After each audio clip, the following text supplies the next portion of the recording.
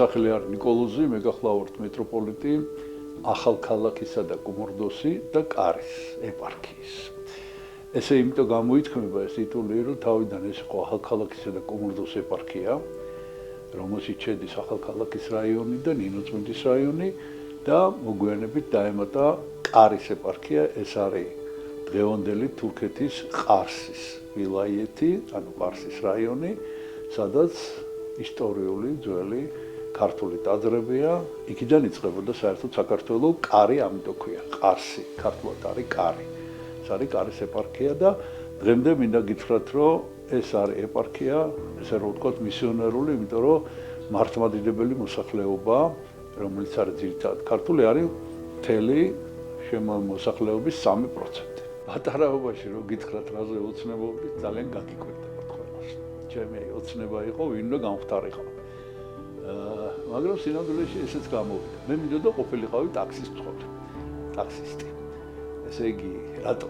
ორი მიზეზის გამო. ერთი რომ მანქანის ტარება მიყვარდა ძალიან. კი არ მიყვარდა, მაშინ არ ვიცოდი ჯერ და მინდოდა, მაგრამ მეორე იყო მთავარი, რომ ადამიანებთან მქონოდა ურთიერთობა და ადამიანებთან შესულიყავი ურთიერთობაში და ფაქტიურად ესეც გამოვიდა. თითქოს ესე იგი ჩემი პროფესია ესეთია, რომ ადამიანებს ვესაუბრები, აი ყველაფერს. საბჭოთა კავშირის დროს დავიბადე და მაშინდელი განმარტებით მე დავიბადე მოსამსახურის ოჯახში. ესე ერქვა, ესე იგი, ანუ ყოფილიყავი მუშა, ანუ ყოფილიყავი გლეხი, ან მოსამსახური. სამ ნაწილად იყოფოდა საზოგადოება და მამამი ჩემი იყო თბილისის სახელმწიფო სამხატვრო აკადემიის დოცენტი, კერამიკა მინის კათედრის დოცენტი და შემდეგ კათედრის გამგე და შემდეგ პროფესორის კათედრის გამგე არ დეკანი.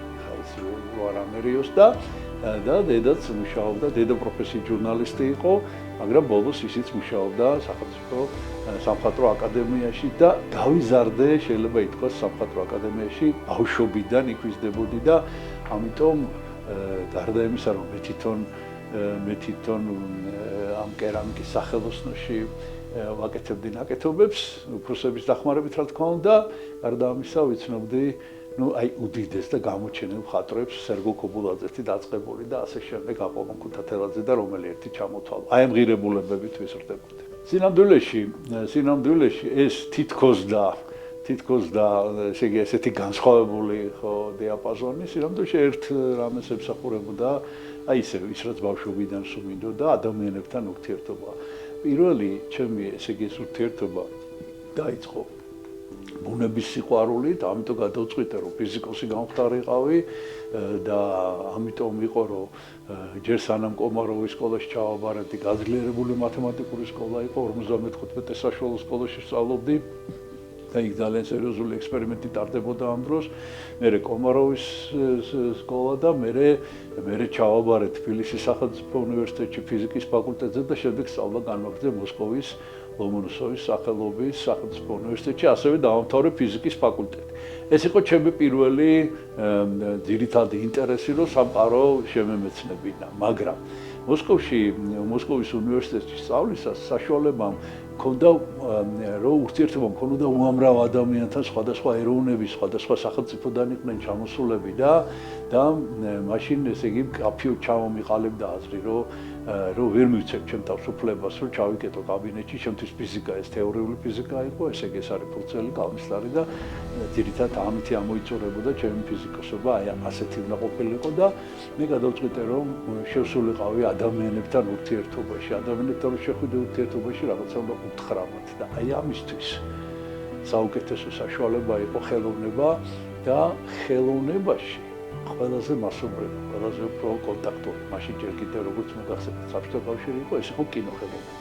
ამიტომ ჩემი გადაწყვეტილება იყო შევისწავლე ღრმად, რამდენადაც შესაძლებელი ასევე იყო მაშინ შევისწავლე კინოს ისტორია, შევისწავლე საერთოდ ეს სამყარო და ამის შემდეგ კიდევ უფრო მეტი განზოგადება, ამისი არის ანიმაცია, ეგრეთ წოდებული, იმიტომ რომ კინოს გამოსახულება ფოტოგრაფიული გამოსახულებებით იგება ძირითადად, ხო ესეა, ხო და აქ კიდე ყველაფერს ხატავ შენი ხელით, ხატავ გინდა ფოტო დახატე, გინდა განზოგადებული და ამიტომ ავრჩიე შემდეგ ანიმაცია, რომ მაქსიმალურად შემესწავლო. მაგრამ როდესაც დავბრუნდი თბილისში ჩავაბარე თეატრალური ინსტიტუტი, მაშინ ესე ერქვა თეატრისა და კინოს გონია როგორ ქვია დღეს აკადემია და მაშინ უკვე 80-იანი წლების დასაწყისი იყო, რაც იმას ნიშნავს, რომ უკვე ესე იგი თავისუფლად ისმოდა სიტყვა. კი იყო შეზღუდვები, მაგრამ სიტყვა ძირითადად ეს ხდებოდა ეკლესიაში და დავიწყე წაზრებში სიარული, დავიწყე ქადაგებების მოსვენა და იმაში მივხვდი, რომ თუ მინდა რაიმე უთხრა ადამიანს, პირდაპირ თქმა ყველაზე მოკლე გზა არის ამისი და ამიტომ დავიწყე აი ამ სიტყვის შესწავლა. სიტყვა კი ალბათ ყველა ვიცით როგორ იწყება იოანე ღვთისმეტყველის სახარება, პირველიდან იყო სიტყვა იგი იყო ღვთისათანა და ღმერთი იყო სიტყვა იგი. ანუ სიტყვა ნიშნავს იმას, რომ ღვთისმეტყველება შეისწავლოს ადამიანმა და ამიტომ მოხდი შემდეგ ახლად გახსნილ თბილისის სასულიერო აკადემიაში 1988 წელს გამოვიტანე საბუთები თეატრალური ინსტიტუტიდან და აი ჩავაბარე აკადემიაში, დავამთავრე და აი შემდეგ დავადექი ამ გზას და დღემდე ამ გზას ვადგენ.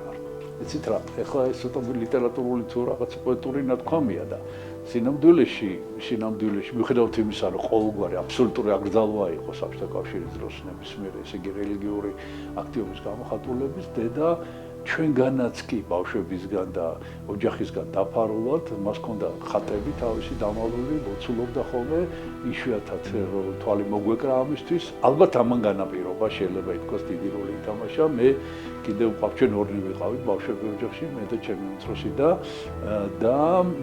და ნუ აი ვერ გეტყვით რომელი რომელს, ესე იგი იმან დაიწყო თუ მე დავიწყე თუ აი ესე რიგრიგობით, ახლა ის იღუმენია გახლავთ, მონასტრის წინამძღვარია ისიც და ჩემი მშობლები უკვე თავიდან კი ძალიან გვეწინააღმდეგებოდნენ, მაგრამ მე თვითონ ორივენი დედას და მამას ძალიან ღრმად ეკლესიური ადამიანები გახდეთ, ისმის ყოველ კვირას ეზიარებოდნენ და მე მამა უფრო ადრე გარდაიცვალა და მამის გარდაცვალების შემდეგ დედა მარტო დარჩა და რამდენიმე წლის შემდეგ იგი აღიკვეცა მონასტერში და ბოლოს 3 წელიწად ნახევარი გაატარა მონასტერში ჩემ დასთან, ეს არის ღვინოების მონასტერი და იქ უკვე ყოველ დღე ეზიარებოდა. ასე რომ ვერ ვიტყვით ვინ უფრო ესე იგი, ნუ რა თქმა უნდა მშობლები, უფრო წინ არიან და უფრო მეტი მოსაგრეობა ჰქონდათ, ვიდრე ან მე ან ჩემ დას. ჩვენი ოჯახი ფაქტიურად მთლიანად, ესე იგი, ყოველ დღე ჩემმა მშობლებმა ორივე შვილი ღმერთ შეწირეს. იმიტომ რომ ორივე მონაზონი ვართ.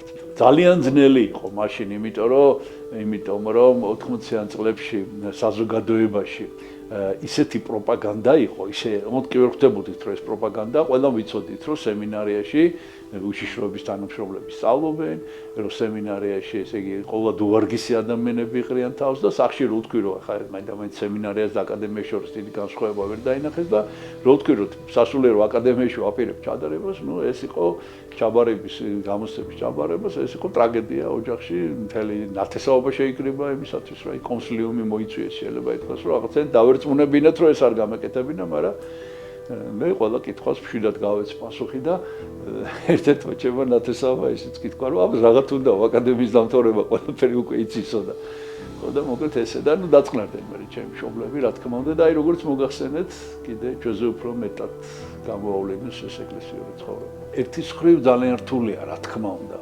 იმიტომ რომ ჩვენ რო აქ ჩამოვედით და მე რო გადმოვედი საცხოვრებლად, ეს იყო 92 წელი, როდესაც მე ერთ-ერთ სოფელში, სოფელ ფოკაში, სადაც პატრიარქმა შეიძინა სახლი თავის დროზე 88 წელს და აქედან დაიწყო ჯავახეთის აღორძინება და იქ იმ სოფელში არც ერთი ქართველი არ ცხოვრობდა და ნუ აი რა გითხრათ, ძალიან მტრული დამოკიდებულება იყო, მაგრამ მე თანდათანობით მივხვდი იმას, ისევ ამ სომეხი ადამიანების, სომეხი ეროვნების ადამიანების დახმარებით, რომ ეს არ იყო ნაციონალური ხასიათის დაპირისპირება. მე ნელ-ნელა მივხვდი ამას.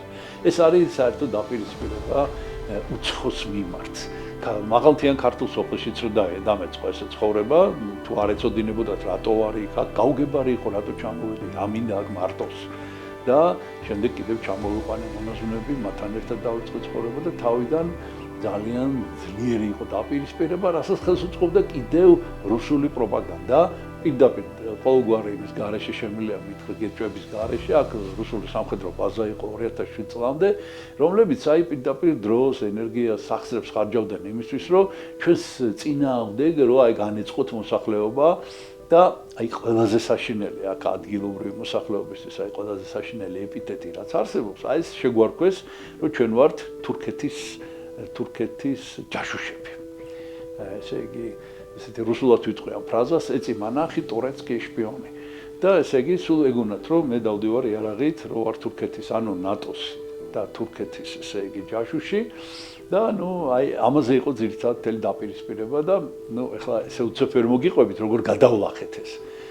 და ამან გარკვეულწილად თამაში დიდ როლი შეასრულა 2007 წელს ეს ბაზა დაიშალა და აღარ იყო და თანდათანობით მე ამ მოსახლებამ გამოახილა თვალი და მივხვდი რომ არა ვარ თურქეთის ჯაშუში და ეხლა დღეს მინდა გითხრათ რომ ძალიან დამეგობრებულები ვარ ძალიან. აი როგორც ერთი ოჯახი ახლა ამ ქუჩაზე სადაც ჩვენ ცხოვრობთ და მინდა გითხრათ რომ სომხურად უბანი სიტყვა უბანი არის თაღი ანუ ესე იგი ეს მართლა თაღივით არის ეს ესე შეფული რაღაცნაირად და აი მოკლედ მიმიღეს აქა და მიცავენ და რა ვიცი მოკლედ მეგობრობთ ძალიან. ეკლესია მონასტრებს რაც შეეხება თვითონ თუ ტაძარს გულისხმობთ ერთ-ერთი ბოლო აღწერის მიხედვით დაახლოებით 94 თუ 98 ძეგლი არის ესე იგი კულტურის ძეგლი ესე ქვია მაგრამ სიამოვნებაში ეს ძირითადად ტაძრებია თუმცა ძველი ციხესიმაგრეებიც არის და განსაკუთრებით გამოყოფდი ორ ციხესიმაგრეს რომელიც მთებზე აშენებული ეს არის 4000 წლის წინ აშენებული აბულის ციხე და შაორის ციხე ესე ეწოდებათ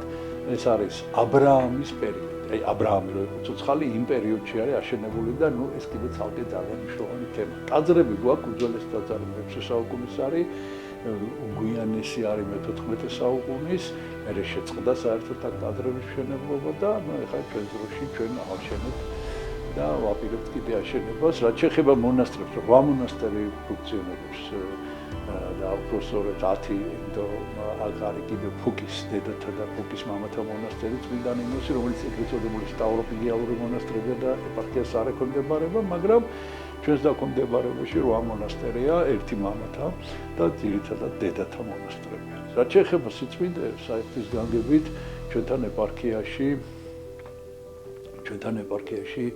რაღაცნაირად ესე მოხდა თავისი თუ დაიწყო შეგროვება წმინდა ნაწილებმა სხვადასხვა წმინდანების და ჩვენი მიზანი იყო რომ ყოველდღე ეკლესია რომელიღაც წმინდას მოიხსენებს და ჩვენ რო ქონოდა წმინდა ნაწილი ყოველდღე და თითქმის ეს ამოცანა გადაწყვეტილია ჩვენთან ინახება 3000-ზე მეტი წმინდა ნაწილი სპეციალურ ოთახში და ჩვენ ვაპირებთ რომ ავაშენოთ დიდი ტაძარი ყოველთა წმინდათა სახელობის სადაც წესი წმინდები განლაგდებოდა და კიდევ ერთ გარემოებას მინდა ხაზი გაუსვა რომ 2009-2010 წლებში ჩვენთან ჩამობრძანდა ტურინის სუდარის ზუსტი ასლი, რომელიც დღემდე აქ არის დამბრძანებული, რომელსაც, ძალიან მოკლეს რო გითხრათ, მეხუთე სახარებას უწოდებენ, იმდენად ინფორმაციულია, იმდენად იქ არის მთელი ისტორია მაცხოვრის ჯვარცმის და აღდგომის. ასე რომ ძალიან საინტერესო და დიდი სიწმინდეა. ეს არის ჩვენი ეპარქიის შესახებ ძალიან მოკლედ. აქ ალბათ იგულისხმება, როცა ადამიანს დეპრესია აქვს და ყველა ადამიანს აქვს ეს დეპრესია და მე ესე იგი ერთი უნივერსალური ჩემთვის რა ყოველ შემთხვევაში მეთოდი აღმოვაჩინე, აი რა უნდა გააკეთო იმისათვის, როცა ძალიან ცუდად ახარ, რომ უარესად არ გახდე. და ჩემთვის ეს არის ბახის მუსიკა გლენ გულდის შესრულებით. და მე მაქვს ესე იგი უამრავი ჩანაწერი სხვებიც რა თქმა უნდა, მაგრამ ძირითადად ეს არის მაინც ბახი გლენ გულდის შესრულები და აი ამ მუსიკას რო უსმენ, თითქოს აი რაღაც ესე მგონია რომ რაღაცას ვეყრდნობდი, რაღაც აკლენებით არის რომ იმაზე უფრო ღრმად და იმაზე უფრო ქვემოთ არ დავეშვა და მე ეს პერიოდი გადაივლის ხოლმე და წამოვდგები ხოლმე ფერზე. აი ესე ალბათ დეპრესიის შესახებ ესე შემიძლია გითხრათ. სინამდვილეში აქ ორი შეკითხვაა. სრულებით განსხვავებული ერთმანეთისაგან.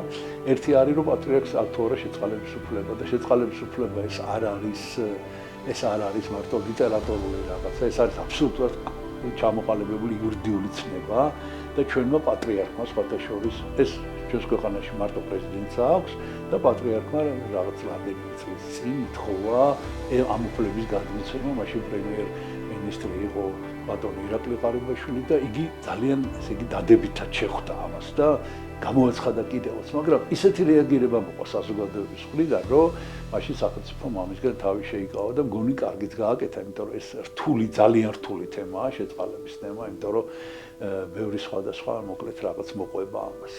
ასე რომ არა აქვს პატრიარქს, არა აქვს შეწყალების უფლება, ჩვენ არა თუ არა აქვს, არამედ ჩვენ იყო ესეთ შემთხვევაც, რომ სინოდმა მიმართა პრეზიდენტ შეწყალებისას და პრეზიდენტმა უარი თქვა შეწყალებაზე. ეს იყო ასეთი შემთხვევა, ხა აღარ ჩაუბრმავდები, ეს ერთი. რაც შეეხება მიხეილ სააკაშვილის შეწყალებას, მე ამასთან დაკავშირებით განსხვავებული აზრი გამაჩნია საერთოდ. მე მიმაჩნია, რომ არ შეიძლება, ჩემი აზრი ასეთია, რომ არ შეიძლება, რომ ქვეყნის პირველი პირი ისეთივე წესით გაასამართლო, როგორც ნებისმიერი სხვა მოქალაქე.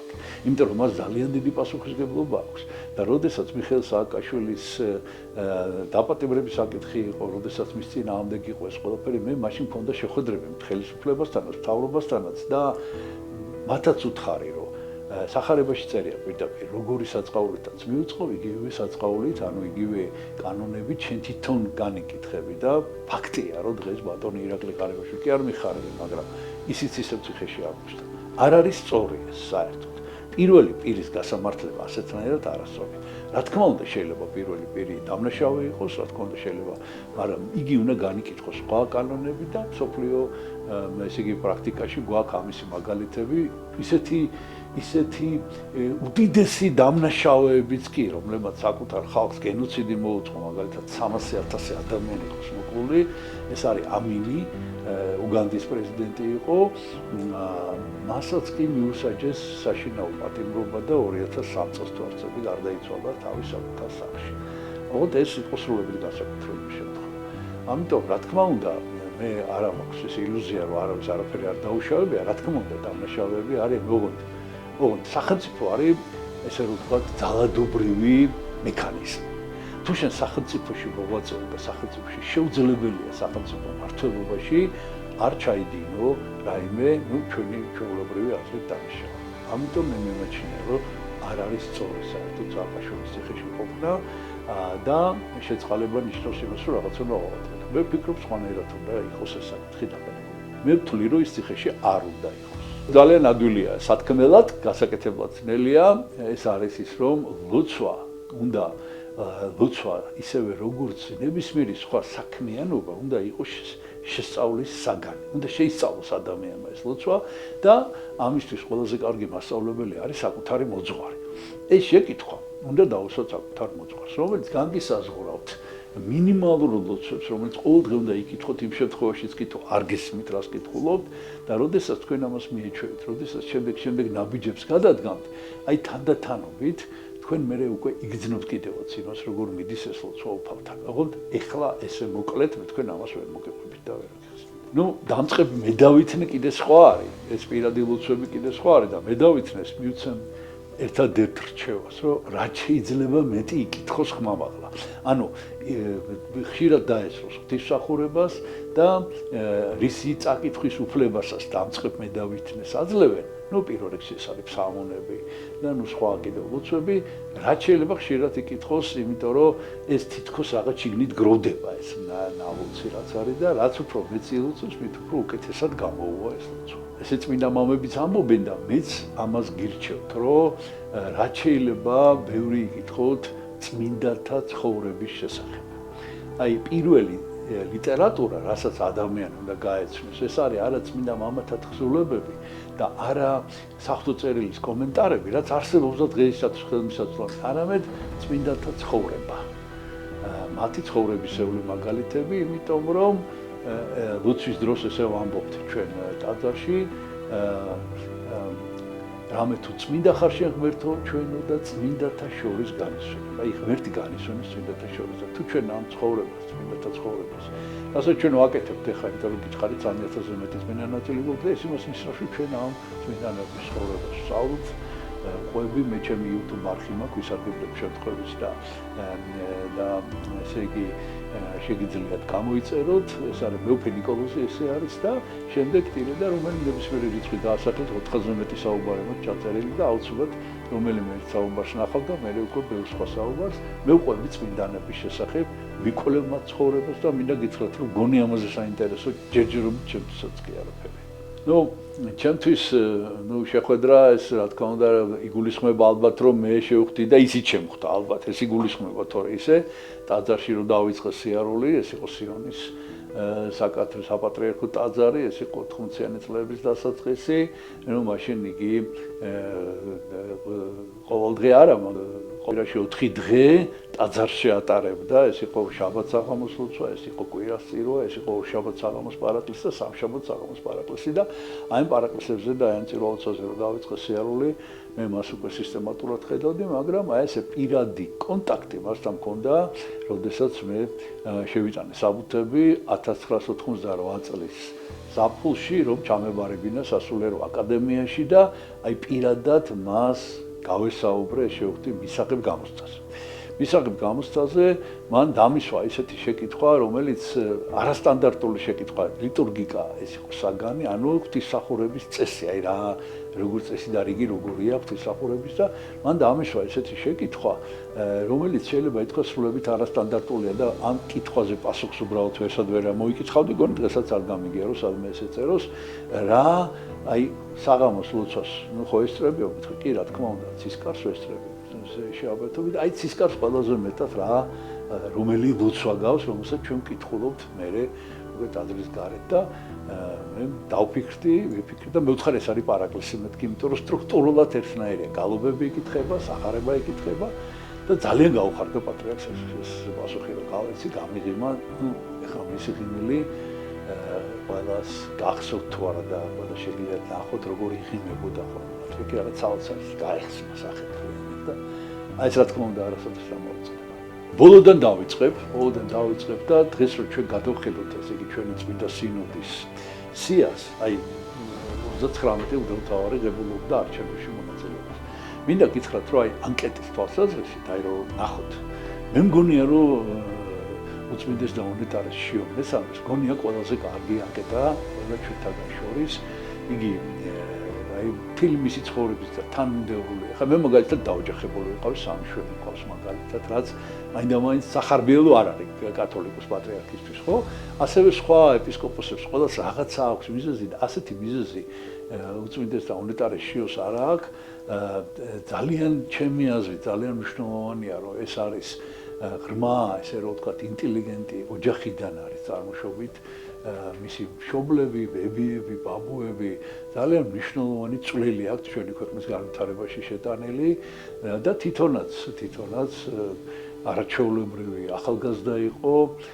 მისი არაჩვეულებრივი მონაცემი ვიოლონჩელოზე უკრავდა ვიოლონჩელოზე და დიდი წარმატებებიც ჰქონდა და თავისთავად ეს ყველაფერი ძალიან პოზიტიური და კარგია ასე რომ გამოწვევები რაც შეეხება ძალიან ძნელია კათოლიკოს პატრიარქ ილია მეორის შემდეგ ეს ადგილი დაიკავო და გააგრძელო იმიტომ რომ გინდა თუ არ გინდა და ესე იგი შენ ამას რაღაცნაირად ფიქრობ თუ არ ფიქრობ ყველა ადამიანი შენგან მოითხოვს ისე როგორც მოითხოვდა უწმინდესი და უნეტარესი ილია მეორისაგან და გინდა თუ არ გინდა გადარებენ იმას და ეს არის საკმაოდ რთული და ნუ მთავარი გამოწვევა ეს არის თუმცა მთავარი გამოწვევა ჩვენ ჯერ კიდევ არ ვიცით იმიტომ რომ როგორც მაგალითად ვერაფრით ვერ წარმოვიდგენდით ჩვენ ესე იგი როდესაც კოვიდის ეპიდემია გავრცელდა და როგორი გამოწვევის წინაშე დადგა ეკლესია და ერთადერთი პირველი იერარქი ერთადერთი პატრიარქი რომელმაც არ მოუხარა ქედი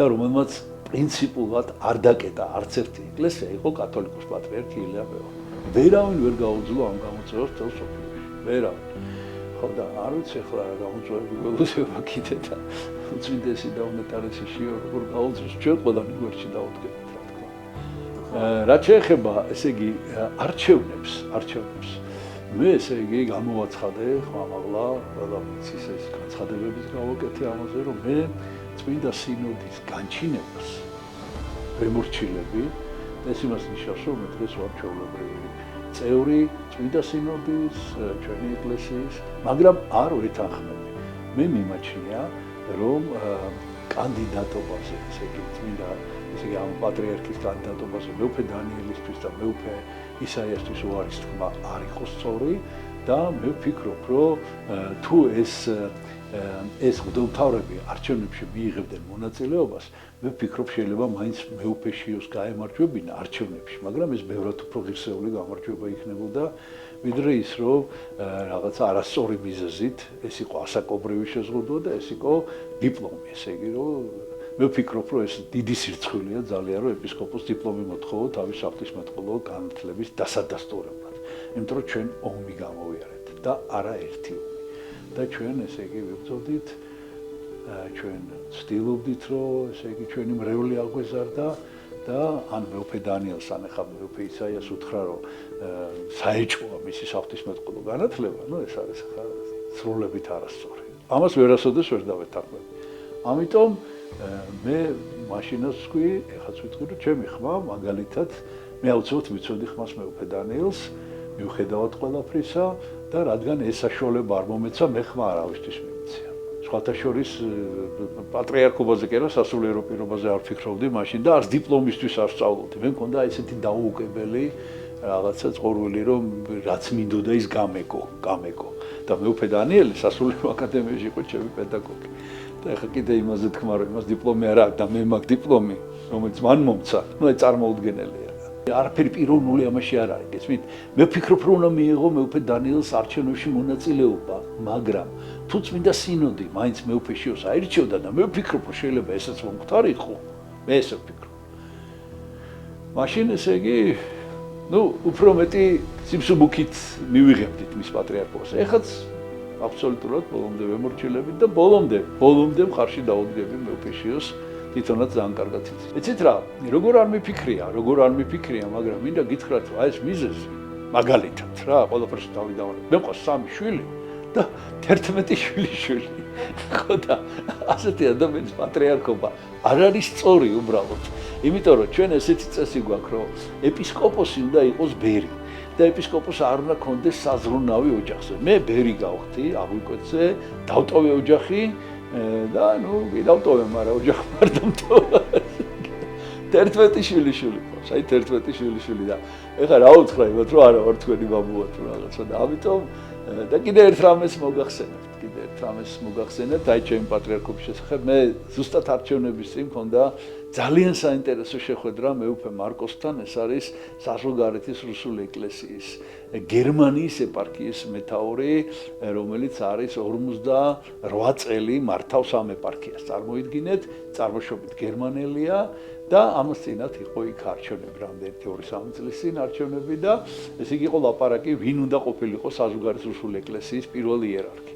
და მეუფე მარკოს შესთავაზეს, რა თქმა უნდა და მან უარი თქვა და კიდევ უთხრა, იცით რაო, ამდენი წელია ამ ჩემ ქვეყანაში ვცხოვრობ გერმანიაში. ეხლა ნიუ-იორკში გადასახლება და იქიდან ეკლესიის მართვა არის ჩემთვის წარმოუდგენელია და მინდა გითხრათ, რომ მე 20 წელიწადზე მეტი ეჯავახეთში ვცხოვრობ და აი ვერაფრით წარმომიდგენი აქედან სადმე გადანაცვლებასაც ცხოვრობ, ვერაფრით. იცით რა, უბრალოდ ვერ მოვასწრებთ მოყოლას, მაგრამ ორი სიტყვით გეტყვით საერთოდ როგორ მოხდა ეს ამბავი. საქმე ის არის, რომ რაღაც პერიოდი იყო, როდესაც ну სხვადასხვა ტელევიზიები, სხვადასხვა ეხა მაინც ვერ გამოვყოფ რომელიმეს, ესე იგი რაღაცა ძალიან აგრესიულები იყვნენ ეკლესიის მიმართ პირდაპირ. ამოღებული ყავდათ რიგრიგობით მღვდელმთავრები და მათზე რაღაცა მაკომპრომეტირებული გადაცემების გაკეთება და მე ესე იგი მიწევდა ხშირად პასუხების გაცემა. და პასუხებს როდესაც ვცემდი, ну ვცდილობდი რომ ზუსტად მე პასუხა ყველა კითხვაზე, მაგრამ აი ესე იგი ეს ჭრა რასაც ქვია, აი რომ გადაჭრე ამას და აქეთ გადმოვიტან, იმას გადმოჭრე, აქეთ გადმოიტან და უკუღმარო ადამიანის აზრს ჩამოაყალიბებ, ესეთ რაღაცას ხშირად იყენებდნენ ჩემს მიმართ და კი არა და ერთხელ ისეთი რამეც მოხდა, რომ სხვა სასულიერო პირი ალაპარაკეს. სხვა, რომელიც გავს, ახლა ჩვენ გვავართ ყველანი ერთმანეთს, წვერით. ხო და დააწერეს ჩემი სახელი. წარმოიდგინეთ. ნუ აი გასაგიჟებელი რაღაც იყო და მე ესეთი რაღაც მოვიფიქრე. ამოვიღე ჩემი ტელეფონი, ჩვეულებრივი მობილური ტელეფონი და დავიწყე მე გადაღება აი როგორ მიიღებენ იმის გადაღება. მე თვითონ ვიღებდი. და მე ამას ჩემს YouTube არხზე ვაქვეყნებდი ხოლმე, რომ უკვე შემემცირებინა ეს რაღაცა ცდომილება. აი ამის საწინააღმდეგოდ ეს ტელეფონი გადაიღეს, აი ამ ოპოზიციურმა ესე ვთქვათ არხებმა და ხალხის ყურადღება გადაიტანეს იმაზე, რომ შეხედეთ ეპისკოპოს უკანასკნელი მოდელის ტელეფონი. iPhone 11 იყო მაშინ ეს. ხო და ამაზე ატაკეს მომიწყვეს ეს რა თქმა უნდა. და ერთ-ერთ ტელევიზიაში მკითხეს რომ ისა საოცარი ისტორია. ერთ-ერთ ტელევიზიაში გადადა მართალიაო რომ ეს რაღაც ისა რადგინდათ ესეთი კარგი ტელეფონიო თქვენო და იცით რა ამ კითხვაში რაღაც არასწორად არის რომელიც მე დამისვეს. არასწორად არის. მე იმიტომ კი არ მინდოდა კარგი ხარისხის ტელეფონი რომ ფილმები გადამეღო. ფილმები iPhone 10-თმა გადაღებული ისეთი ფილმი, რომელიც მე აი ხა ვისაც შეუძლია გაიგოს ასვამობ, iPhone 10-ით გადავიღე სამ დღეში დავამონტაჟე ფილმი და დიდ ეკრანზე გავუშვი ამირანის კინოდარბაზში. ეს არის ფილმი მოგზაურობა წარსულისაკენ. ანუ ეს სავსებით საკმარისი იყო ხარისხი ამის თქმით. ეს მჭირდებოდა იმისთვის, რომ ვიღებდი ახლო მანძილიდან გადამეღო მთელი სურათი და ხმა ჩაწერილი. ამისთვის სჭირდებოდა და iPhone 12, iPhone 11 და iPhone 12 აქვს სამი კამერა. და ეს თქვი მეტი არაფერი და ვაჩვენე ჩემი ტელეფონით და მოთხარი ეს არ არის ბოლო მოდელი ოღონდ მეთქი და ბოლო მოდელი არის iPhone 12 და არ ვიცოდი თურმე არ გამოსულა ეს ტელეფონი ჯერ iPhone 12 და დაიწყეს რეკვა მაღაზიებში რომ მოგვეცით თუ გამოვიდა რატო გვიმაღალთ რაღაც და მოკლედ ერთ-ერთი მაღაზიიდან დამიკავშირდნენ. ოღონდ ეს მერე მოხდა ეთერის მერე ჩუმად მითხრეს რომ იცით რა თქვენ ისეთი კარგი საქმე გაგვიკეთეთო იმხელა რიგი დადგა ჩვენთან რომ სპეციალური პარტიები გამოვიწერეთო ამისიო და ჩვენ მადლობის ნიშნად გვინდა რომ iPhone 12 გადმოგცეთ საჩუქრად. ხო და ვთხარი მე დასამალი არაფერი არ მაქვს და მოიწვიეთ ტელევიზიები და ყველასთან დასწრებით გადმომეცით მეთქი და აქედან დაიწყო მოკლედ ეს მთელი ისტორია რა. მე ვფიქრობ რომ მაინც ყველაფერი მისი მშობლებიდან იწყება. მისი მშობლებიდან რომლებიც იყვნენ ღრმად მორწმუნე ადამიანები თან როდის ხო ეს არის 30-იანი წლები. რაღაცა ესე იგი უბრალოდ ერთი სიტყვა რომ მორწმუნე ხარ ესე იგი ეს დევნის და დაჟჯის და რაღაცა რეპრესიების მიზეზი შეიძლება ყოფილიყო. ჩვენი პატრიარქის მამა იყო ეკლესიის ქართულად არის მნე, მაგრამ არის საერთაშორისო სიტყვა სტაროსტა და ეს იყო ესე იგი აი ეკლესიის ეკონომიკურ ნაწილს ხელმძღვანელობდა და არ მალავდა ამას და იყო ძალიან სერიოზული გრად მორწმუნე ადამიანი, ხე იმაზე აღარ მოყვება, ეს არის გიორგი შილვაშვილი. მაგრამ მინდა გითხრათ, რომ პატრიარქი გაიზარდა ასეთ ოჯახში და ბავშვობიდან ჩემი აზრით რაც ყველაზე მთავარი არის ადამიანის ცხოვრებაში, ეს არის თანმიმდევრულობა. იგი იყო თანმიმდევრული და იგი ნაბიჯ ესე იგი შედიოდა აი ამ ღრმა სულიერებაში, ეს იყო მისი განათლება საეკლესიო, ეს იყო მისი თავდადება, როდის აღიკვეცა ბერად და როგორი მოყოლილი აქვს ჩვენთვის დეტალები, როგორი სულ მარტო იყო, როგორ ძალიან ძიმე ავად გახდა იმ დღეს, როცა ბერად აღიკვეცა და არავინ არ ყავდა ერთი ჭიქაწყლის მიმწოდებელი. აი ესეთი ტანჯვა აქვს მას გამოვლილი და კიდევ რამდენი ტანჯვა, მაგრამ ამას ყველაფერს ღვთისგულისათვის ითმენდა და კიდევ რაც ძალიან მნიშვნელოვანია, იგი აღიზარდა იმ სასულიერო პირების მიერ, რომლებიც იყვნენ ძველი თაობის. ანუ ფაქტიურად ძველი აი 19 საუკუნის ეკლესიიდან ბევრი რამ გადმოიტანა და მოგვიტანა ჩვენ. აი ასე მოახერხა მე ვფიქრობ და ესე იგი რა ვიცი, ერთი რაც შემიძლია გითხრათ პირადად ისე მოხდა რომ მარტოები ვიყავით და მითხრა ეს თვალებში შემოხედა და მითხრა რომ თუ ჩვენს ქვეყანაზე, ჩვენს ეკლესიას დაჭირდება აი ეხლა დღეს ზათვარო ჩემი სიცოცხლე შევწევ.